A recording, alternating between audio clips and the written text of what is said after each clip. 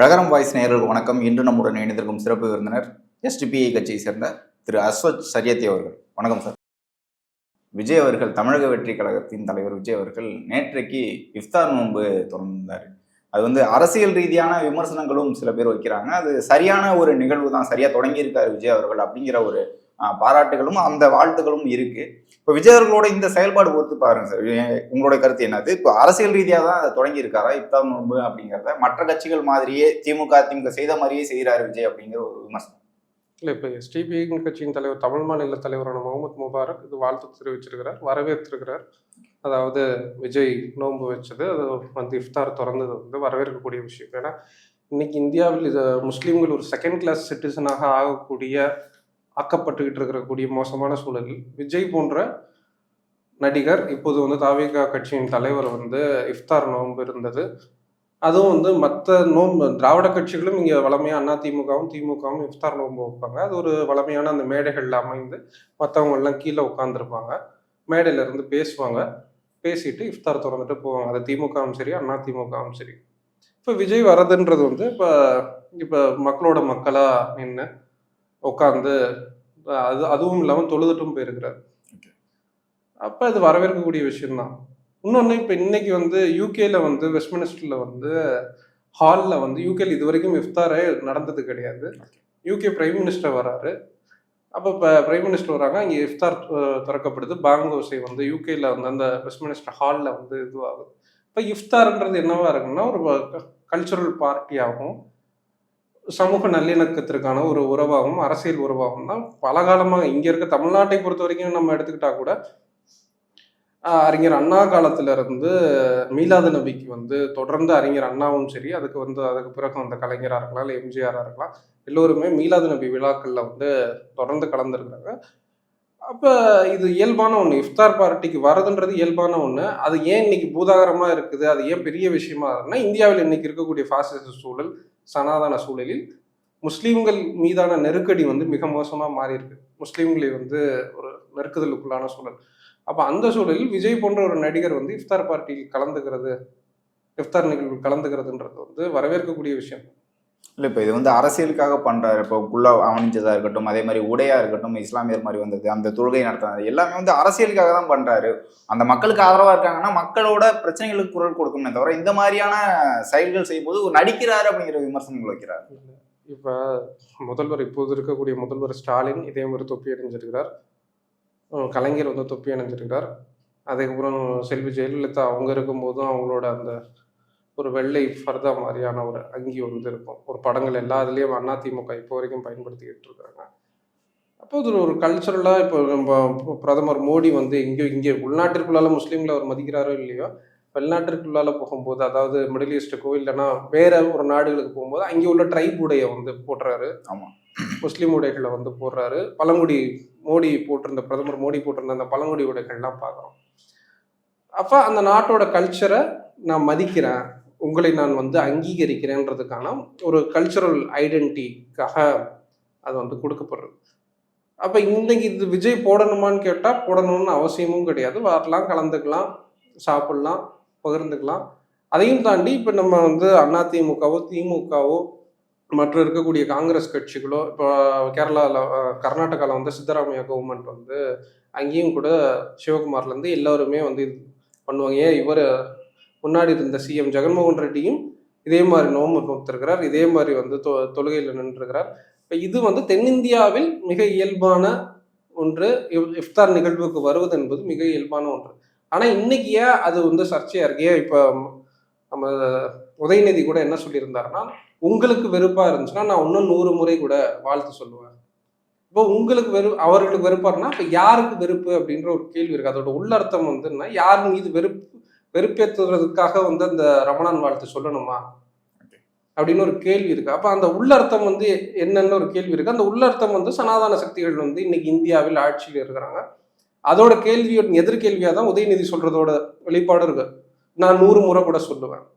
அப்போ இஃப்தார் நிகழ்வில் ஒரு நடிக்கிறாங்க இல்லைன்றதுக்கு இங்கே தமிழ்நாட்டை பொறுத்த வரைக்கும் மீலாது நபி அறிஞர் அண்ணா காலத்துல இருந்து தமிழ்நாட்டு அரசியலில் மிக இயல்பான ஒன்று. மீலாது நபிக்கு விழாவுக்கு வருவதும் மற்ற நிகழ்வுக்கு இஃப்தார் நிகழ்வுக்கு வருவதோ மிக இயல்பான ஒன்று. ஆனா இன்னைக்கு ஏன் அது சர்ச்சை ஆகுது அப்படின்றதான் நம்ம கேள்வி. அப்ப இன்னைக்குள்ளால இந்திய அரசியல் சூழல் என்னவா மாறி இருக்குன்றது தான் நம்ம பார்க்க வேண்டியது இருக்கு. இப்போ உதயநிதி அவர்களை குறிப்பிட்டீங்க. இப்போ அவர் பேசுனது வந்து இப்போ வாழ்த்து தெரிவிக்கிறது எந்த மக்கள் வந்து அது கொண்டாடுறாங்களோ அவங்களுக்கு வாழ்த்து தெரிவிக்கலாம்.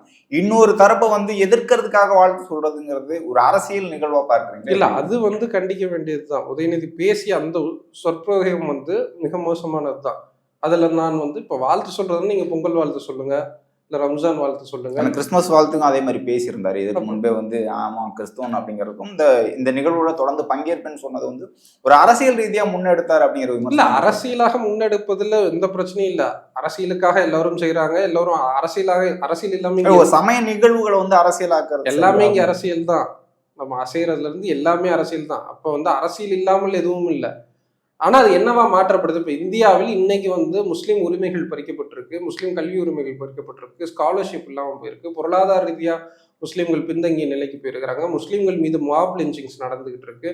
இப்ப தமிழ்நாட்டை பொறுத்த வரைக்கும் முஸ்லீம்களோட பிரதிநிதித்துவம் இல்லாமல் ஆக்கப்பட்டிருக்கு. அதாவது திமுக போன்ற கட்சிகள்லையும் சரி, பிரதான கட்சிகள்லையும் முஸ்லீம் பிரதிநிதித்துவம் இல்லாமல் ஆக்கப்பட்டிருக்கு. அப்ப எல்லா வகையிலையும் முஸ்லீம்களோட வக்பு சட்டங்களுக்கு இதுவாகவும் பேசல. இப்ப இந்த மாதிரி நிறைய தொடர்ந்து நடந்துகிட்டே இருக்குல்ல. அதற்கும் விஜய் அவர்களும் பேசல அப்படிங்கிற விமர்சனம் இல்லை. அதெல்லாம் பேசல. ஆனா இந்த மாதிரியான நிகழ்வுல பங்கேற்கும் போது ஓட்டு வாங்குறதுக்காக பண்றாரு. விஜய் அவர்களும் பேசல. அப்ப வந்து பல்வேறு நிகழ்வுல இப்ப நீங்க என்ஐக்கு வந்து திமுக ஓட்டு போட்டுச்சுன்னு சொல்லலாம், இவங்க சிஏக்கு ஓட்டு போட்டாங்கன்னு சொல்லலாம், இப்ப விஜய் வந்து இதுக்கு பேசலன்னு சொல்லலாம். அப்ப முஸ்லீம்கள் எல்லா வகையிலும் நெருக்கடிக்குள்ளா இருக்கிறாங்க. இப்ப காங்கிரஸ் வந்து பல விஷயங்களுக்கு பேசாம தான் இருக்குது, இப்போது வரைக்கும் பேசல. இப்போ சமீபத்தில் வந்து சமீபம்னு கூட சொல்ல முடியாது, ஒரு 4 நாளைக்கு முன்னாடி அபு அஸ்மின்ட்டு சமாஜ்வாதி எம்எல்ஏ இந்த சவ்வான் வீர் சிவாஜி கொடுத்து ஒரு படம் வந்துச்சு. இப்போ அது வந்து மகாராஷ்டிரா அரசியலிலும் சரி பல்வேறு இடங்களிலும் இஸ்லாமிய வெறுப்பு மிக மோசமாக பரப்பப்பட்டிருக்கு. அப்போ அந்த படத்தின் வழியாக பிளட்ஜ் எல்லாம் எடுத்துக்கிட்டு இருக்கிறாங்க. தேட்டரில் வந்து கண்ணீர் மல்கு சின்ன சின்ன வாண்டுங்க, பெருசுங்க, வயசான இந்த தரப்புகள்லாம் என்ன பண்ணுதுன்னா அந்த படத்தை பார்த்துட்டு எமோஷனல் ஆகி ஒரு வெறுப்பு கக்கப்படுது. அப்போ சமாஜ்வாதி எம்எல்ஏ என்ன சொல்றாரு, ஒரு சோசியல் மீடியா பேஜ்ல என்ன சொல்றாருன்னா, அவுரங்கசீப் நல்ல நிர்வாகி, அவரை வந்து நம்ம இப்படி பார்க்க தேவையில்லை அப்படின்றது மட்டும் தான் ஸ்டேட்மெண்ட். அவரை சஸ்பெண்ட் பண்ணியிருக்கிறாங்க. அப்ப அதை குறித்து ஒரு எம்எல்ஏ சஸ்பெண்ட் செய்யப்பட்டிருக்கிறார். இதற்கு முன்னாடி வந்து பார்லிமெண்ட்ல வந்து ஒரு எம்பி டேனிஷ் அலி குறித்து மிக அருவருப்பாக பேசப்பட்டுச்சு பார்லிமெண்ட்ல. அப்ப இது ஒரு எம்எல்ஏக்கு இதான் நிலைமை, எம்பிக்கு இதான் நிலைமை. அப்ப சாதாரண குடிமக்களான முஸ்லீம் குடிமக்களோட நிலைமை வந்து என்னன்ற கேள்வி இருக்கு. இப்ப அடிச்சாலும் இப்ப லவ் ஜிகாத் ராஜஸ்தான்ல ஒரு போலியான லவ் ஜிகாத்னு சொல்லி ஒரு 10 வீடுகள் இடிக்கப்பட்டுச்சு, பள்ளிவாசல் இடிக்கப்படுது. அது பிடபிள்யூடில இருந்து இடிக்கிறாங்க, இல்ல வேற ஏதோ ஒரு காரணங்கள்ல இருந்து இடிக்கிறாங்க. அப்ப நீங்க வந்து போலியான குற்றச்சாட்டுகள்ல முஸ்லீம் வீடுகள் புல்டோசர் கல்ச்சர் வந்து மிக இயல்பா மாறி இருக்கு. அப்ப நான் பேசுனாவே நான் வந்து ஒரு எம்எல்ஏவா இருக்கிறேன், அபு அஸ்மின், நான் தானே அபு அஸ்மின்னே எடுத்துங்களேன், நான் இல்லாத ஒன்று சொல்றேன், சொன்னதுனால நான் சஸ்பெண்ட் செய்யப்படுறேன். ஆனால் இந்தியாவில் மிக மோசமாக இஸ்லாமோபோபியா வெறுப்பு பேசப்பட்டுக்கிட்டே இருக்கு. அப்போ அவர்கள் மீதான நடவடிக்கை என்னவா மாறி இருக்கு? இப்போ குஜராத் இனப்படுகொலையாளர்களோட நிலைமை என்ன, இனப்படுகொலை செஞ்சவங்களோட நிலைமை என்ன, அவர்கள் விடுதலை செய்யப்படுறாங்க. அப்போ அவர்களுக்கு பாதிக்கப்பட்ட தரப்பின் நிலைமை என்ன, கேள்வியில் ஒன்றும் கிடையாது. அப்போ ஒரு கெட்டோசேஷனை நோக்கி முஸ்லீம் சமூகம் இந்தியாவில் மாறிக்கிட்டு இருக்கு. இப்போ அதில் விஜய் வருவது குறித்து தமிழ்நாட்டை பொறுத்த வரைக்கும் விஜய் ஒன்றும் தப்பாக எதுவும் இப்போது வரைக்கும் பேசலை. நாளைக்கு பேசினா எதிர்ப்பு தெரிவிச்சுக்கலாம். இப்போது வரைக்கும் எந்த வெறுப்பு பிரச்சாரத்தை செய்யலை. அப்போ இப்போது வரைக்கும் பாசிட்டிவாக தான் இருக்கு. அப்போ அவர் நடிக்கிறாரா இல்லையான்றதுல யாருக்குள்ளாலையும் போயிட்டு மனசுக்குள்ளால நோன்றதுன்னு நம்ம ஏதோ மாயமதுரெல்லாம் யாரும் செய்யல. உதயநிதி மனசுக்குள்ளால என்ன இருக்கு, எடப்பாடி மனசுக்குள்ளால என்ன இருக்குலாம் நோண்டெல்லாம் முடியாது. இப்போ நீங்கள் காங்கிரஸ் குறிப்பிட்டீங்க, இப்போ பிஜேபி செய்யக்கூடிய தவறுகளை வந்து கண்டிக்க கூட இல்லை அப்படிங்கிற மாதிரி விமர்சனங்கள் வைக்கிறீங்க. இருந்தாலும் தமிழ்நாட்டை பொறுத்த வரைக்கும் இந்த திமுக கட்சியோ காங்கிரஸ் கட்சியோ தானே இங்கே இருக்கக்கூடிய சிறுபான்மையின மக்கள் வந்து நம்புறாங்க, அந்த கட்சி அந்த ஆதரவாக இருக்கும் அப்படிங்கிறது தானே உங்களோட நிலைப்பாடு. தமிழ்நாட்டை பொறுத்த வரைக்கும் இப்போ நம்ம சொல்லல, அதிமுகவும் இஃப்தார் விருந்துகளை கலந்துக்கிறாங்க. இப்போ எஸ்டிபி நடத்தக்கூடிய இஃப்தார் விருந்துகள்ல அதிமுக எம்எல்ஏக்களும் கலந்துக்கிறாங்க, நேற்று கூட கலந்துக்கிட்டாங்க. அப்போ திமுகவின் தரப்புலையும் வந்து இஃப்தார் விருந்துகளில் கலந்துக்கிறாங்க.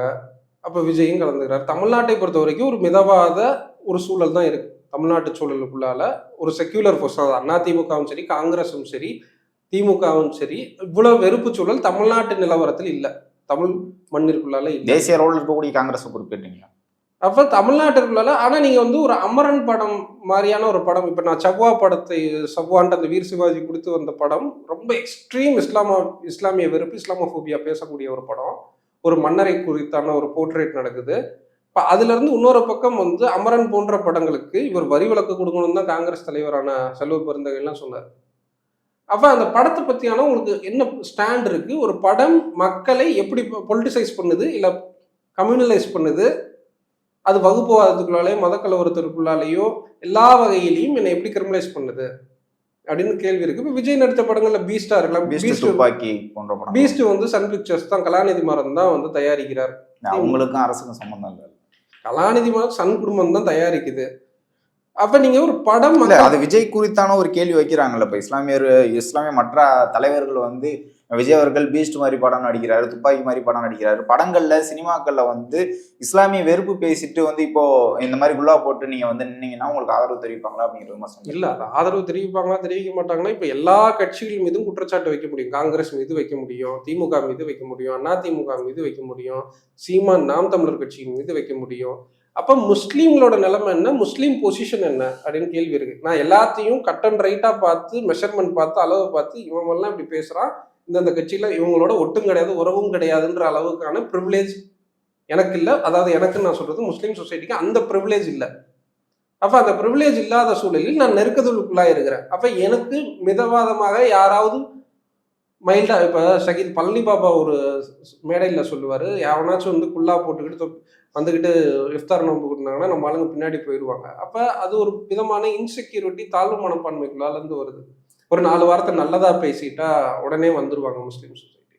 அந்த அளவுக்கு மோசமான சூழலையும் மோசமான வார்த்தைகளையும் தான் இந்த கட்டமைப்பு, இந்தியான்ற இந்த கட்டமைப்பிற்குள்ளால தொடர்ந்து அந்த கேள்விகளுக்குள்ளாலதான் மாட்டி. இல்ல இப்ப இஸ்லாமிய மக்களோ கிறிஸ்தவ மக்களோ இங்க இருக்கக்கூடிய சிறுபான்மை மக்களோ வந்து மத சிறுபான்மை மக்களோ வந்து அவங்களோட ஆதரவு பெறணும்னா இந்த மாதிரி நிகழ்வுல பங்கேற்கணும் அப்படிங்கிற ஒரு தேவை இருக்கா அப்படிங்கிற ஒரு கேள்வி. இல்ல, அந்த நிகழ்வுல கலந்துக்கிறதுல ஒரு அரசியல் கட்சி கலந்துக்கலாமா, இல்லைன்னா அதுல வந்து அவர்கள் வச்சிருக்கக்கூடிய அணிகள் கலந்துக்கலாமா, இல்ல இப்ப திமுக வந்து அவர்களோட இஸ்லாமிய அணி கலந்துக்கலாமா, இல்ல அதிமுகவின் இஸ்லாமிய அணி கலந்துக்கலாமா, இது வந்து அவங்களோட அந்த குறிப்பிட்ட அந்த பார்ட்டியோட பொலிட்டிக்கல் டிசிஷன்ஸ். ஆனா இது வந்து ஒரு இன்க்ளூசிவ் பாலிட்டிக்ஸுக்கு மைனாரிட்டியா ஒரு செக்ஷன்ல மைனாரிட்டி இருக்கிறாங்க, இவங்க மாற்றுத்திறனாளிகள் இருக்கிறாங்க, சிறுபான்மையினர் இருக்கிறாங்கன்னு வைங்களேன் ஒரு வகுப்பறையில். அப்போ அந்த வகுப்பறையில் அவர்களை இன்க்ளூசிவாக அந்த மெஜாரிட்டிக்குள்ளால உள்ள எடுக்கிறதுக்கு அவங்களையும் கலந்துக்கிறதுக்கான விளையாட்டு போட்டிகளாக இருக்கலாம், மற்ற விஷயங்களா இருக்கலாம், இது எல்லாத்தையும் ஒரு வகுப்பறாக அப்போ தான் இன்க்ளூசிவாக இருக்கும்.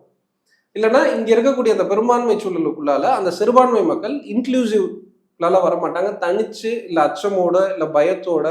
இது பெண்களுக்கும் எடுத்துக்கலாம், இல்லை மாற்றுத்திறனாளிகளும் எடுத்துக்கலாம், இல்லை முஸ்லீம்களுக்கும் எடுத்துக்கலாம், யாருக்கு வேணாலும் எடுத்துக்கலாம், கிறிஸ்தவர்களுக்கும் எடுத்துக்கலாம். ஏன்னா கிறிஸ்தவர்கள் மீதான லிஞ்சிங்ஸும் இந்தியா முழுக்க அதிகரிச்சிருக்கு. இப்போ சமீபத்தில் ஒரு 1.5-2 மாதத்துக்கு முன்னாடி இந்தியா ஹேட் லேப்ல வந்த ஆய்வறிக்கையில் ஒரு 1500க்கு மேலே குற்றங்கள் வந்து இந்தியாவில் முஸ்லீம்களுக்கு எதிராகவும் கிறிஸ்தவர்களுக்கு எதிராகவும் நடந்திருக்கு. அப்போ அந்த சிச்சுவேஷன்ஸ் ரொம்ப மோசமாக இருக்கு. அப்போ இந்த சிச்சுவேஷன் மோசமாக இல்லைன்னா கூட ஒரு மைனாரிட்டி செக்ஷனை இன்க்ளூசிவாக உள்ள வச்சுக்கிறதுக்கு இந்த நிகழ்வுகள்லாம் தேவை. அப்போ நீங்கள் வந்து இந்த நிகழ்வு கிறிஸ்மஸ் வாழ்த்து சொல்வதனாலேயோ இல்லை ரம்ஜான் வாழ்த்து சொல்றதுனாலையோ நீங்க ஏன் விநாயகர் சதுர்த்தி வாழ்த்து சொல்லலை?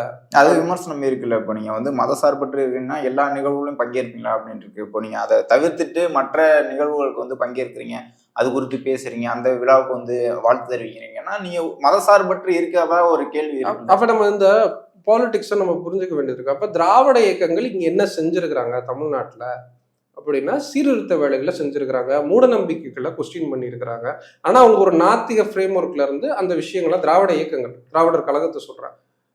அப்ப அவர்கள் வந்து ஒரு நாத்திக சட்டங்கள்ல இருந்து அணுகி இங்க இருக்கக்கூடிய மூட நம்பிக்கைகளை கொஸ்டின் பண்றாங்க. அதுல வந்து இப்ப தீபாவளிக்கும் அந்த கொஸ்டின் பண்ணுவாங்க, நரகாசுரன் வந்து நம்ம மன்னர், தமிழ் மன்னர், அவரை தான் வந்து கொண்டிருக்கிறாங்க அப்படின்னு ஒரு லாஜிக்கா ஒரு ஆர்கியூமெண்ட்டை ஒன்று வைப்பாங்க. அவரை அழித்த நாள்ல நாம வந்து கொண்டாடலாமா தீபாவளி? இன்னொரு ஆர்கியூமெண்ட்டை ஃபிட் பண்ணுவாங்க. அந்த ஆர்கியூமெண்ட்ல என்னன்னா, அது வந்து தீபாவளி ஒரு கட்டுக்கதை, மூட நம்பிக்கை, அதை ஏன் நம்ம கொண்டாடணுமா அப்படின்னு ஒரு ஆர்கியூமெண்ட் வைப்பாங்க. ஒரு பக்கம் அவர் தமிழ் மன்னர், இல்ல ராவணன் வந்து நம்ம மன்னன், அப்ப ராவணனை வதம் செஞ்சனால நாம கொண்டாடலாமான்றது தமிழ் தேசிய திராவிட இயக்கங்கள் மட்டும் இல்லை, தமிழ் தேசிய இயக்கங்களே கூட அந்த கொஸ்டின் வைப்பாங்க. இங்கேயும் சரி, இடத்துலையும் சரி. தமிழ்நாட்டை பொறுத்த வரைக்கும், தமிழர்களை பொறுத்த வரைக்கும் ராவணன்றது ஒரு மன்னர். அவரோட மித், அந்த ராமாயணம் இல்லை இது எல்லாமே மித்துன்னு அது ஒரு தரப்பு நம்பினாலும், ஒரு தரப்பு இருக்கு அது அவர் வந்து மன்னர். எப்படி கேரளத்துல வந்து மகாபலி மன்னர் வந்து மன்னர், அவர் வந்து என்றைக்கும் வருவாரு அப்படின்ட்டு அந்த ஓணம் கொண்டாடப்படுதுல்ல, மகாபலி மன்னன் வரதுன்றது.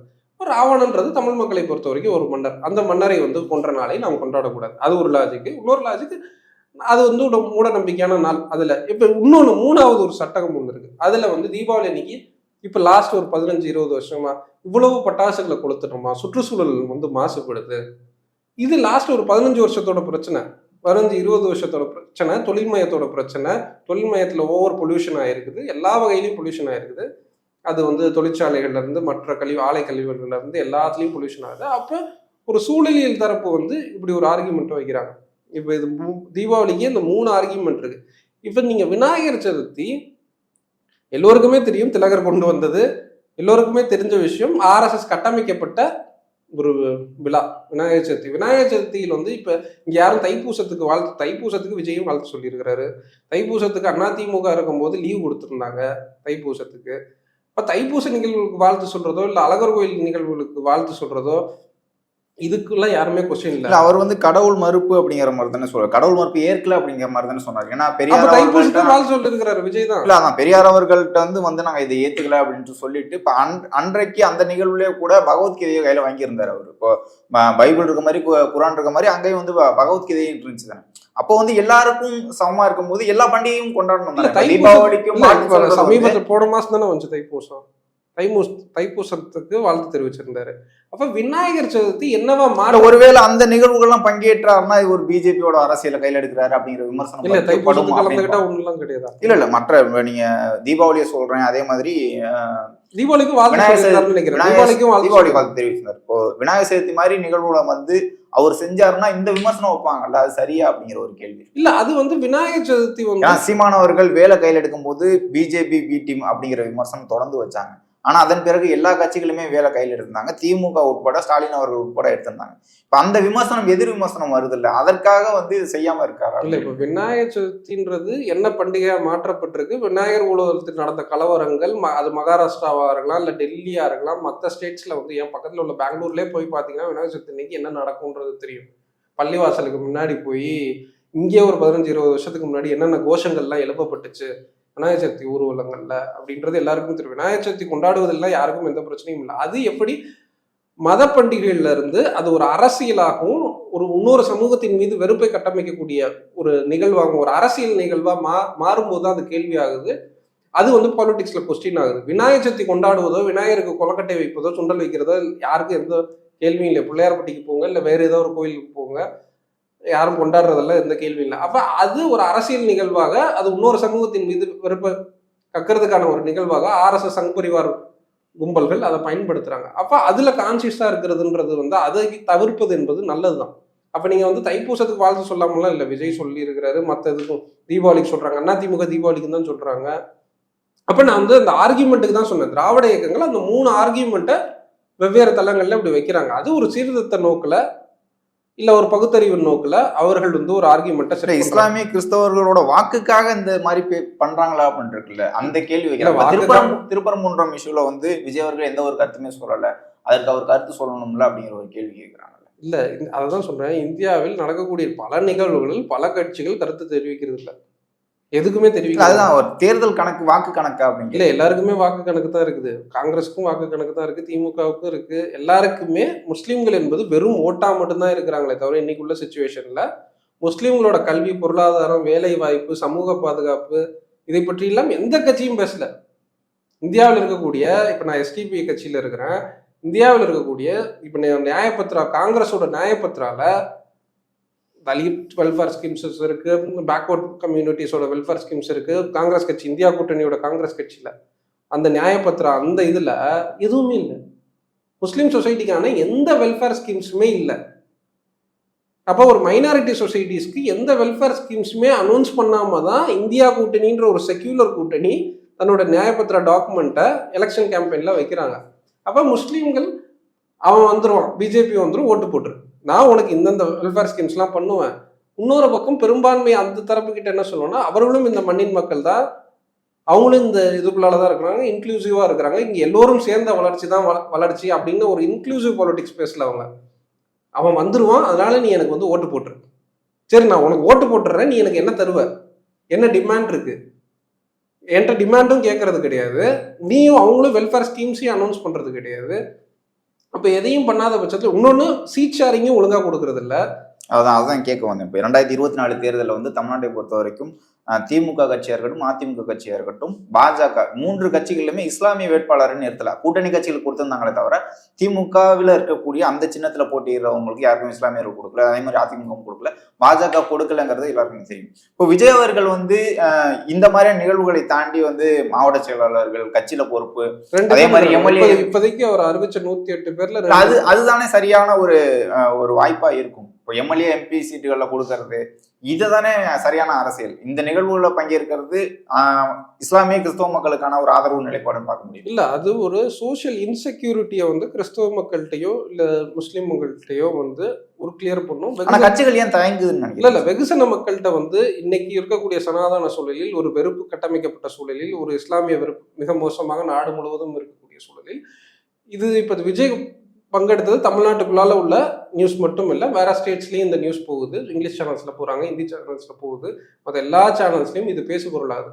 அப்போ ஒரு கல்ச்சுரல் கான்வர்சேஷன் வந்து நடக்குது. அப்ப இங்க இருக்கக்கூடிய நிகழ்வுகள் தெரியும், இங்க என்ன பேசுறாங்க, என்ன பழகுறாங்க, கொஞ்சம் ஹியூமனைஸ் ஆகும் இந்த சிஸ்டம். இதனால் வந்து எதுவுமே நடந்துரும்லாம் நானும் சொல்லலை. விஜய் வந்ததுனால நானும் அடுத்து கேட்பேன், டிவிக்கே வந்து என்ன வெல்ஃபேர் ஸ்கீம்ஸ் அனௌன்ஸ் பண்ண போறாங்க, முஸ்லீம் சொசைட்டிக்கு, முஸ்லீம் பெண்களுக்கான கல்வி ஏதாச்சும் அனௌன்ஸ் பண்ண போறாங்களா, இல்ல வக்ஃப் திருத்த சட்டத்திற்கு எதிராக பேச போறாங்களா, இல்ல எலெக்ஷன் கேம்பெயின்ல என்னென்ன இருக்க போகுது அப்படின்றதான் கேள்வி. ஆனா இது வெகு மக்கள் மத்தியில நான் திமுக மீலாது நபி கொண்டாடுறதையும், திமுக வந்து இஃப்தார் கொண்டாடுறதையும் வரவேற்கிறேன், அதிமுக கொண்டாடுறதையும் வரவேற்கிறேன், இந்த விஷயத்துல தாவேகா கொண்டாடுறதையும் வரவேற்கிறேன். ஏன்னா இன்னைக்குள்ள சிச்சுவேஷன் அவ்வளவு மோசமா இருக்கு. அப்ப அந்த சிச்சுவேஷன்ல வந்து ஒரு கல்ச்சரல் கான்வர்சேஷன் நடக்குது இல்ல. அப்ப அதுல வந்து ஒரு வேற்றுமை வந்து ஒரு இடத்துக்குள்ளால ஒரு புரிதல் தன்மைக்குள்ளால வருது இல்ல, வெறுப்பு வந்து கலைக்கப்படுது இல்ல.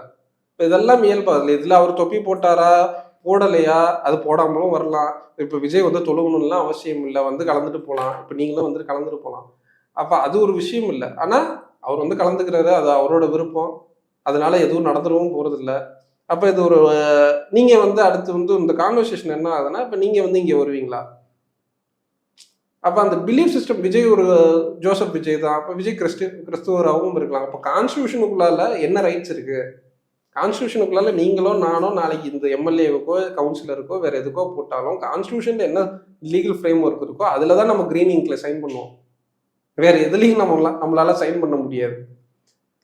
அப்போ வந்து விஜயா இருக்கலாம், இல்ல திமுகவா இருக்கலாம், இல்ல அதிமுகவா இருக்கலாம், யாரா இருக்கலாம், இந்த இஃப்தார் கலந்துக்கிறதுனால எதுவும் நடந்துட போறது இல்லை.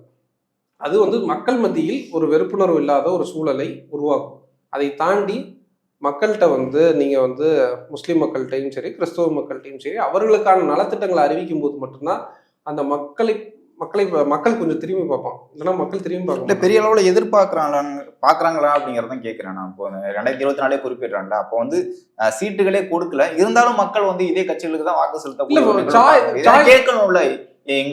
எங்களுடைய சமூகத்தை சார்ந்தவங்களுக்கு வந்து சீட்டே ஏன் கொடுக்கல அப்படின்னு ஒரு கேள்வி கேட்கும்ல. கூட்டணி கட்சிகள் கொடுத்தாங்க, அவங்களும் வந்து அந்த சீட்டுகளை வாங்கிட்டு பிறகு வந்து பெருசா எதுவும் எதிர்ப்பு தெரிவிக்கல.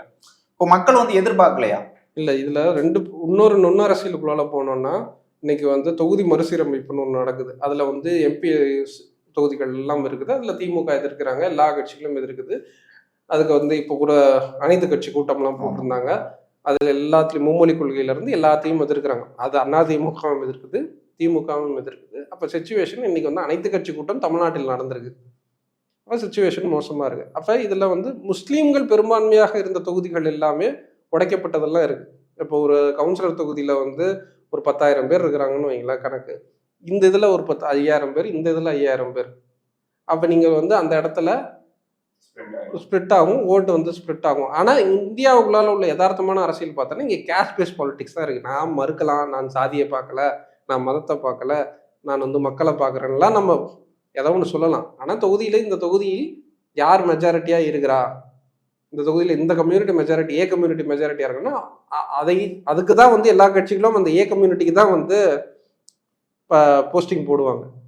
அப்போ முஸ்லீம்கள் பெரும்பான்மையாக இருந்த எல்லா தொகுதிகளும் இந்தியா முழுக்க, தமிழ்நாட்டிலையும் உடைக்கப்பட்டிருக்கு, இந்தியா முழுக்க அங்கே இங்கே கவுன்சிலர் தொகுதி வரைக்கும் சிறுக சிறுக சிறுக சிறுக உடைக்கப்பட்டிருக்கு. அப்போ இதில் வந்து எம்பி தொகுதிக்கு வந்து பிஜேபி ஒரு வேலை பண்ணுது. இப்போ இது ஒரு லாங் டேர்ம் ப்ராசஸாக அதிகாரமற்றவர்களாக சிறுபான்மை மக்கள் கொஞ்சம் கொஞ்சமாக வெவ்வேறு வடிவத்தில் ஒரு நிறுவனமயப்பட்ட இஸ்லாமோபோபியா திட்டமிட்டு, நான் வெறுக்கிறது மட்டும்தான் வாய் வழியாக இல்லை, நிறுவனமயப்பட்ட இஸ்லாமோபோபியா இருக்குது. அப்போ நீங்கள் வந்து பவர் ஷேரிங்குள்ளால வரும்போது இந்த கேள்வியெல்லாம் வரும். அப்போ உங்களுக்கு இந்த இடத்துல ஒரு 5000 பேர் தானே பாருக்குறாங்க, எதுக்கு கொடுக்கணும்? அப்போ நீங்கள் அப்போ நான் வந்து கேண்டிடேட்டாக நிற்கிறேன்னாவே இன்னைக்கு இஃப்தாருக்கு வராரு, தொப்பி போட்டுருக்கிறாரு, ஒரு இதுவாக இருக்கிறாருன்றதே ஒரு பேசு பொருளாக இருக்குது. இப்போ நான் தான் கேண்டிடேட்டு, என் பேர் தான் முகமதுன்னா என்னை பற்றியான பிம்பத்தை இந்த ஹிந்துத்துவ சனாதன பாசிச சக்திகள் என்ன உருவாக்கி வச்சிருக்கு? நான் வந்து ஏதோ ஒன்று வேற ஏதோ ஒரு நாட்டுக்கு வேலை செய்கிற மாதிரியும் அப்படித்தானே ஒரு பிம்பப்படுத்தி வச்சிருக்கோம். அந்த அரசியல் கிரவுண்டே மாறி இருக்கு. பிஜேபி உருவாக்குனது வந்து பிஜேபி என்பதை இவங்க ஒரு வெறும் கட்சியா மாத்தி புரிஞ்சு வச்சிருக்காங்க. பிஜேபி இந்த கிரவுண்ட் பியூரோக்ரஸில இருந்து எல்லா வகையிலையும் இந்த கிரவுண்டை மாத்தி வச்சிருக்குது இந்த கடந்த 15 வருஷத்துல. அப்ப நாளைக்கு காங்கிரஸே அந்த இடத்துல வந்தாலும் காங்கிரஸ் ஆல்சோ பிஜேபி. அப்ப அதுதான் விஷயம். அப்ப பாலிடிக்ஸ் வந்து இன்னைக்கு நான் எப்போதும் 2-3 பேட்டிகளில் கடந்து சொல்லியிருந்தேன், Hindu right wing, Hindu left விங்காக மாறி இருக்கு, இந்து வலதுசாரிகள் இந்து இடதுசாரிகள்னு மாறி இருக்கு. அப்போ அதில் நான் என்னோட பொசிஷன் இங்கே, என்னோடதுன்னா நான் முஸ்லீம்களோட பொசிஷன் இங்கே, நான் செக்யூலர்ன்ற ஒரு பாலிடிக்ஸ்லேருந்து அந்த கிரவுண்ட் அப்படி பொலிட்டிக்கல் சேஞ்சாக மாறி இருக்கு. அது 90களுக்கு பிறகு மாறி இருக்கு. எப்படி 90களுக்கு பிறகு இந்த விநாயகர் சதுர்த்தி ஊர்வலங்கள்லாம் சென்னையில் நடத்தப்பட்டுச்சு. சென்னையில் வந்து விநாயகர் சதுர்த்தி ஊர்வலங்கள் வந்ததன் பிறகு வடநாட்டு பார்ப்பன பனியா தரப்பு, ஜெயின் தரப்புகள் எல்லாம் இங்கே வளர்ச்சி அடைஞ்சிச்சு. இங்கே வந்து அப்போ வந்து என்ன கொண்டாடினாங்கன்னா, இது ஏதோ முஸ்லீம்களை வந்து இது பண்ணுறதுக்கு தான் இது நம்ம இங்கே பாரிஸு இந்த பக்கம் வட சென்னையில் ஒரு கட்டத்துக்கு மேலே இங்கே உள்ள வாணிப செட்டியார், மத்த செட்டியார், முதலியார் எல்லா தரப்பும் இன்னைக்கு வந்து அந்த வட சென்னை அந்த ஏரியாவில் நகை வியாபாரத்துலேருந்து எல்லோருமே வாணிப செட்டியார் இன்னைக்கு இல்லை அந்த ஸ்பேஸில்.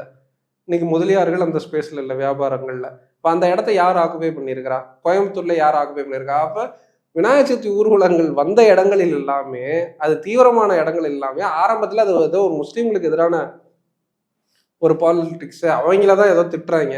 ஆனா அந்த வந்த இடங்களில் அதோட பவர் யார்கிட்ட போயிருக்கு, பிஸ்னஸ் யார்கிட்ட போயிருக்குன்றதெல்லாம் கேள்வி இருக்கு. அப்ப இது நம்ம டீப்பா பேச வேண்டியிருக்கு. அப்ப இன்னைக்கு பாலிடிக்ஸ் கிரவுண்டு மாறி இருக்கு. இப்ப நீங்க அதிமுக ஏன் சீட்டு கொடுக்கல, திமுக ஏன் சீட்டு கொடுக்கல, இல்ல விஜய் வந்தா கொடுப்பாரா மாட்டாரா? நான் எல்லா முஸ்லீம்கள் நடுவுல இருக்கிறாங்க, எல்லா பக்கமும் சீசேஜ், அதாவது உள்ள அட்டாக் பண்ற மாதிரி தான் இருக்குது. அப்ப நான் யாருக்கு ஆதரவு தெரிவிப்பேன்? எனக்கு சாய்ஸ்லெஸ். யாராச்சும் கொஞ்சம் சாஃப்டா பேசினா நான் வந்து விஜய் பேசினாலும் சரி, அதிமுக பேசினாலும் சரி, திமுக பேசினாலும் சரி, அதுல நான் எது ஃபார் பெட்டர், அந்த இடத்துக்கு தான் நகர்ந்து வந்துகிட்டே இருக்கு. சிச்சுவேஷன் வந்து ஜி சைடு வரைக்கும் பேசிக்கிட்டு இருக்கு. இந்தியா ஹைட் லேப்ல ஜி சைட்லாம் பேசிக்கிட்டு இருக்கிறாங்க. ஜி சைட்னா ஜெனோசைட் சொல்றேன். அப்போ நான் வந்து இன்னும் சில வார்த்தைகள்லாம் பயன்படுத்த முடியாதுன்ற, இன்னும் மக்களை வந்து பதட்டத்துக்குள்ளால தள்ள முடியாதுல்ல. அப்போ நம்ம வந்து இன்னும் மோசமான சுச்சுவேஷனுக்குள்ளால போயிட்டு இருக்கிறோம்.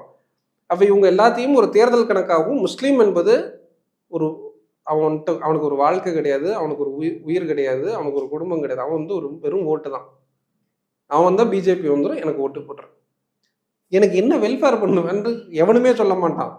எனக்கு என்ன நலத்திட்டங்கள் நான் பண்ண போறேன் அப்படின்றது யாருமே சொல்றது. நான் முஸ்லீம் மக்களுக்கு வந்து நாங்கள் வந்து நண்பர்கள் அவர்களின் பாதுகாவலர், என்ன நீங்க வெல்ஃபேர் ஸ்கீம்ஸை கொடுத்துருக்கிறீங்க? அப்ப நான் வேலை வாய்ப்புல இருந்து எல்லா இடம், சென்னையில வீடு கிடைக்கிறதே பெரும் பிரச்சனை. பிபிசியில் ஆர்கியூமெண்ட்ல சமீபத்தில் ஒரு 2 வாரத்துக்கு முன்னாடி வருது, சென்னையில் நான் வாடகைக்கு ஒரு வீடு எடுக்கிறதுல அவ்வளோ பிரச்சனை இருக்கு. அப்போ முஸ்லீம் கெட்டோசேஷனும் பொலிட்டிக்கல் அன்டச்சபிலிட்டியும், அதாவது சமூக ரீதியான தீண்டாமை, அரசியல் தீண்டாமை எல்லா வகையிலும் நடந்திருக்கு. ஏன் எனக்கு வீடு கொடுக்க மாட்டான், ஏன் வீடு கிடைக்காத ஒரு பிரச்சனையா இருக்கு? அது சமூக தீண்டாமை. அப்ப அந்த சமூக தீண்டாமை எப்படி உருவாகுது? இவர்கள் உருவாக்கக்கூடிய சனாதன அரசியலிலிருந்து அந்த சமூக தீண்டாமை உருவாகுது. அப்ப அதன் வழியாக என்ன வெறுக்கிறான். இப்ப காலங்காலமா இருந்தது அரசியல் தீண்டாமைன்றது இங்க எனக்கு ரெப்ரசன்டேஷனே இல்லை எந்த கட்சியிலையும். அப்ப நான் ஒரு கட்சி வச்சிருந்தாலும் நானும் பி டீம், நான் கட்சி வச்சுட்டு எனக்கு ரெப்ரசன்டேட் குடுறா அப்படின்னு நான் போய் கேட்குறேன். எஸ்டிபி இருக்குது, நான் வந்து அந்த பக்கம் ஓஎஸ்சியா இருக்கலாம், இல்லை யாரோ இருக்கலாம், முஸ்லீம் பார்ட்டிஸ் எல்லாமே அந்த இதுக்குள்ள இல்லை. சரி, நான் தனிச்சு நிற்கலாம் அப்படின்னா, நான் அன்னைக்கு இருந்த இரட்டை வாக்கு உரிமை மாதிரி அண்ணல் அம்பேத்கர் கேட்ட மாதிரி இல்லை இரட்டை தொகுதி முறை மாதிரி நான் கேட்டு தான் ஆக வேண்டிய சுச்சுவேஷனுக்குள்ளெல்லாம் போயிட்டு இருக்கு. இப்போ அந்த இடத்துக்குள்ள இன்னொன்று இன்னைக்கு 2 நாளைக்கு முன்னாடி எஸ்டிபி கட்சியின் இடி ரைடு நடந்துச்சு. யார் என்ன பேசுனா? எல்லாரும் சைலண்ட் தான். தமிழ்நாடு முழுக்க இடி ரைடு நடந்துச்சு. எஸ்டிபி கட்சி அலுவலகங்களில் ஒன்றுமே எடுத்துட்டு போகல, எம்டியாக போகிறாங்க. அப்போ ஒரு அரசியல் கட்சி நாடு முழுக்க இருக்கு, மிரட்டப்பட்டுக்கிட்டு இருக்கிறாங்க. அப்போ முஸ்லீம்கள் அமைப்பாகிறதுலையும் சனாதன சக்திகள் வந்து மிரட்டுறாங்க. இது ஏதோ எஸ்டிபி கட்சியின் மீதான தாக்குதல் வந்து புரிஞ்சுக்கிறதுன்றதே வந்து ஒரு அரசியல் அபத்தம் தான். இது ஒரு முஸ்லீம்கள் மீதான தாக்குதல். ஏன்னா வட இந்தியாவில் முஸ்லீம்கள் அமைப்பாகல. ஏன்னா அடிச்சாலோ யாருமே கேட்க நாதி இல்லைன்ற மாதிரி தான். அப்போ வந்து அங்கே எஸ்டிபி கட்சி இருக்குது, எல்லாம் இருக்கு. இருந்தாலும் பெருவாரியான மக்கள் அமைப்பாகாத சுச்சுவேஷனுக்குள்ளால அந்த சனாதன ஃபாசிச தரப்புகள் வந்து ஒரு வேலை பண்ணிக்கிட்டே இருக்கிறாங்க. யூபியில் பாங்கு சொன்னா, பள்ளிவாசலில் பாங்கு சொன்னா கைதாகப்படக்கூடிய சூழல் இருக்கு. ஓப்பன் மீடியா முன்னாடி கன்ஷாட் நடக்குது, சுட்டு கொலை செய்யப்படுறாங்க. ஒரு முன்னாள் எம்எல்ஏ நம்ம பார்த்தோம். மீடியா கேமரா இருக்கு, எல்லாம் இருக்கு, கன்ஷாட் வச்சு ஒருத்தன் ஷூட் பண்றான். பாங்கு சொல்ல, பள்ளிவாசலில் பாங்கு சொல்லக்கூடாது, பப்ளிக் நியூசன்ஸ் தான் கேட்டா. இப்போ இங்கே கோயிலில், அம்மன் கோயிலில் இருக்கட்டும், இல்லை மற்ற எல்லா கோயில்லையும் ஸ்பீக்கர் கட்டுறாங்க, கோயில் நடக்குது, திருவிழா நடக்குது, தெருவில் பந்தல் போடுறாங்க, இதெல்லாம் நடக்குது. அதே மாதிரி பள்ளிவாசலில் சாதாரணமாக நடக்குது. அப்போ இது வந்து இது மட்டுமே எப்படி அச்சுறுத்தல் ஆகும்? எப்படி ஒரு கோயிலில் வந்து அம்மன் கோயிலில் ஒரு பாட்டு கேட்குதோ, இல்லை ஒரு சிவன் கோயிலில் ஏதோ ஒரு பாட்டு கேட்குதோ, திருவிழா நேரங்களில், மற்ற நேரங்களில் ஏதோ நல்ல நாள் பெரிய நாள் ஏதோ கேட்குதோ, அதே மாதிரி இங்கே கேட்டுக்கிட்டு இருக்கு. இப்போ யூபி மாதிரியான ஸ்டேட்டில் என்ன சுச்சுவேஷன்? அங்கே 2 கோடி முஸ்லீம்கள் இருக்கிறாங்க. அப்போ தமிழ்நாட்டிற்குள்ளால ஒரு அரசியல் தீண்டாமை இருக்குது. அப்போ அந்த சுச்சுவேஷன் வடக்குல இருந்து வருது. அப்போ அந்த அரசியல் அந்த கிரவுண்டட் மாறி இருக்கு. இப்போ விஜய் வந்து இப்போ வந்து நோன்பு திறந்தால் மகிழ்ச்சி தான், வரவேற்க தான் வேணும். நாளைக்கு ஸ்டாலின் சொன்னாலும் வரவேற்க தான் வேணும். எடப்பாடி பழனிசாமி அவர்கள் சொன்னாலும் வரவேற்க தான் வேணும். ஏன்னா சாய்ஸ்லெஸ்ஸாக மாறி இருக்கு. அப்போ நான் வந்து இவனை பீட்டிமா அப்படின்னு சொல்கிற அளவுக்கு அப்போ முஸ்லீம் என்பது இங்கே வெறும் ஓட்டாக தான் மாறி இருக்கு. நான் வந்து ஒரு வாழ்க்கை கிடையாது, நான் வந்து எனக்கு ஒரு உயிர் கிடையாது, எனக்கு எதுவுமே கிடையாது. நான் வந்து எனக்கு அந்த ஓட்டர் ஐடியும் வந்து பறிச்சுட்டாங்கன்னா எனக்கு எந்த மதிப்புமே கிடையாது. இவ்வளோ நேரம் உங்களுடைய நேரத்தை ஒதுக்கி உங்களுடைய கருத்துக்களை தெரிவித்திருக்கேன்.